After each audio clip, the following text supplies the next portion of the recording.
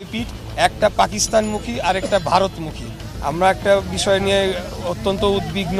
ত্রয়োদশ জাতীয় সংসদ নির্বাচনে ঢাকা ৬ আসনে বিএনপি মনোনীত প্রার্থী ইশরাক হোসেন বলেছেন, আমরা লক্ষ্য করেছি কিছু প্রতিদ্বন্দ্বী দল এমন পরিস্থিতি সৃষ্টি করতে চায় যেন ভোটের মাঠে সবাই সমান সুযোগ না পায়।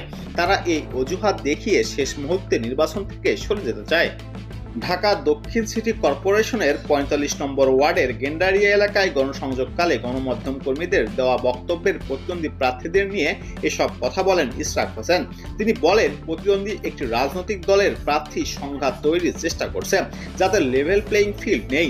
এই অজুহাতে শেষ মুহূর্তে নির্বাচন থেকে সরে যাওয়ার সুযোগ তৈরি হয়। এটা মোটেও গ্রহণযোগ্য নয়। আমাদের লক্ষ্য হলো প্রতিযোগিতা সুষ্ঠু ও স্বচ্ছ হওয়া। তিনি বলেন, প্রতিদ্বন্দ্বী একটি রাজনৈতিক দলের প্রার্থী সংঘাত তৈরির চেষ্টা করছে, যাতে লেভেল প্লেইং ফিল্ড নেই। এ সময় তিনি আরো বলেন, আগামী ১২ ফেব্রুয়ারি বেশিরভাগ প্রতিদ্বন্দ্বী প্রার্থী জামানত হারাতে পারেন, যা নির্বাচনী মাঠে উল্লেখযোগ্য প্রভাব ফেলবে।